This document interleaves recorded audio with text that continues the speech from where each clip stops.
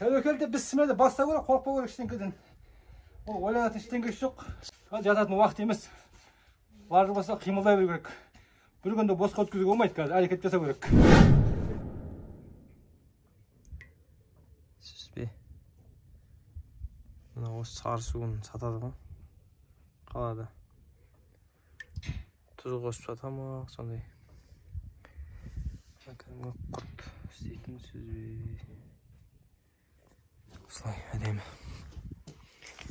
Құртты қайта-қайта түсіре берген ба? Бисмилла, Кентау қаласына келдік.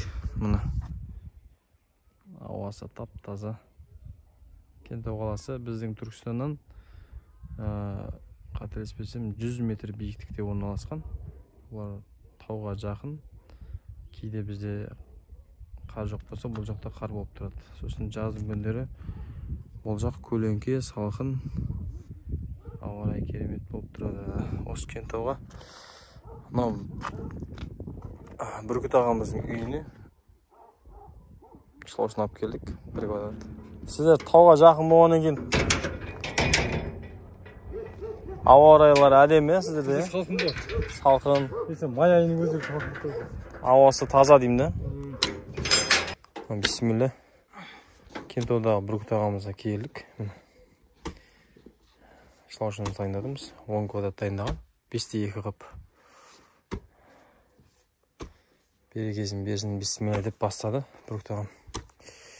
Қазір осыған 5 қапты салып шығатын боламыз. Температурасын өлшеп шықтық. Термодатчикпен осы сұғып көреміз температурасын. Жоғарғы жағы 17, мына жағы 15 болып тұр. Әдемі. Ертең күн ысыған кезде мынаны жайып жереміз көңді. Бұйырса.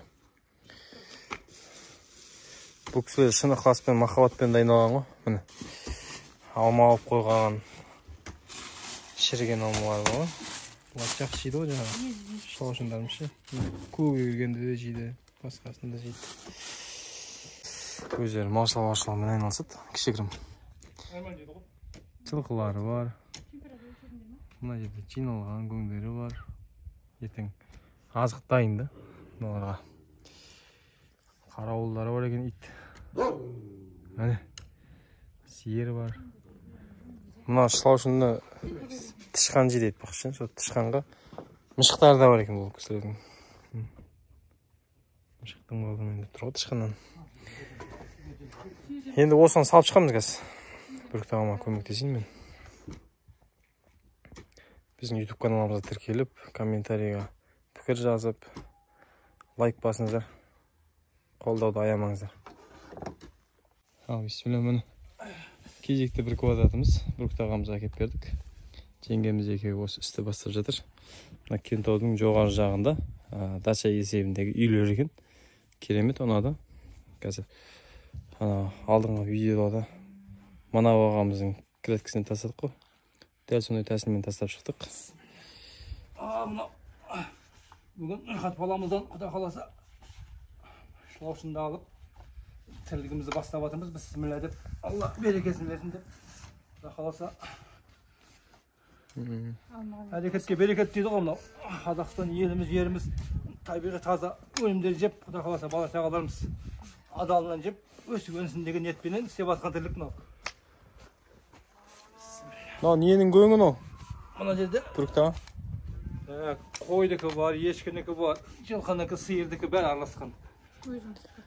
Өзіңіздің қой сиырларыңыз ғой? Өзіміздің қорадан шыққан бәрі таза. Бізге енді көп ауыл шаруашылығында жүргендер көп хабарласады да. Қойдың жаңа малдың көңі деген жетеді бізде деп ше. Қалай істеу керек деп ше. Енді іске келген кезде кішкене жүрексініп қалады да. Оларға не дейсіз? Тәуекелде бісмелді баста көрек, қорқпа көрек іштеңкеден. Ол ойланатын іштеңке жоқ. Шамасы жететін көлемден ба? Берекет жататын уақыт емес. Лажы болса қимылдай беру керек. Bir günde bozkurt ötküzüge olmaydı қазір, әрекет жасау керек. Мына бала шағаларға құда қаласа. Сабақ болады, әр ауылға. Шедан айға. Тірлік істеу, балдар көрсін, осыны істеп жатқанымызды. Бұл былай уклон қылыңыз енді. Мынаны ше? Ағарай ма? Бері қарай, ана жерде қатты төмпеш шығып жерді. сөйтіп. Сол аяғыңызбен басқан жерде айырмен бір аударып шыға саласыз ғой кейін. Босатып, Босатып. Осы жерді жақсы көреді де олар. Байқап қарасаңыздар, күн жақсы түсетін жағына орналастырған. Негізгі системаны, негізгі схеманы түсінген Бүрікт ағам. Кентаудың айттық қой, дача жағында тұрады екен бұл кісілер, жоғары жағында.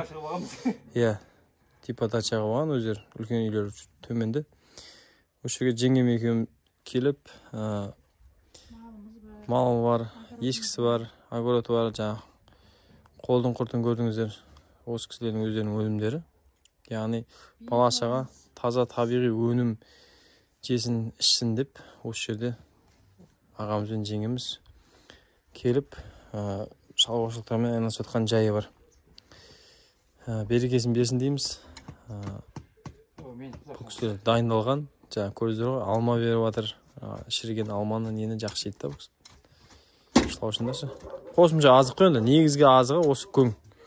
Сол себепті мынау шикізаты тегін болған, өнімі құнды болған осы кәсіппен ертерек айналысуды бастаңыздар. Ешкімді бүгін баста, ертең баста деп айтпаймыз. Кімнің шамасы қаншаға жетеді, сол көлемнен бастаса, әрекетке берекет деген. Қорықпау керек, бастау керек. Бүрікт ағам мен жеңгем мені сапардан кейін күтіп отты, бірақ құр күтіп отпай, осылай гөңді дайындап қойған. Біздің YouTube каналдағы әрбір видеода керекті мағлұматтар, керекті нәрселер айтылған. Ерігіп, біз блогерлер секілді жаңағыдай күнделікті өмірімізді шығармаймыз. Осы салаға қатысты мәліметтерді, дүниелерді салатын боламыз. Сол себепті бізге бір арнайы бір сұрақ қоймастан бұрын уақыттарыңызды бағалап, екі жақтың сол видеоларды көріп шықсаңыздар болады. Ал енді барлығын схеманы, системаны түсінсеңіздер, қанша көлемде керек, беймарал хабарласа беріңіздер. Жақсы, рахмет. Рахмет, Алла разы болсын. Әумин. Бетін қанттай қып жауып қойдық. Ыстық суықтан қорғау үшін, ылғалды сақтау үшін. Осылай, міне. Ей, көп төбелесетін сияқты ғой. Осы оның атаманы. Атаманы ма? Осы оның атаманы.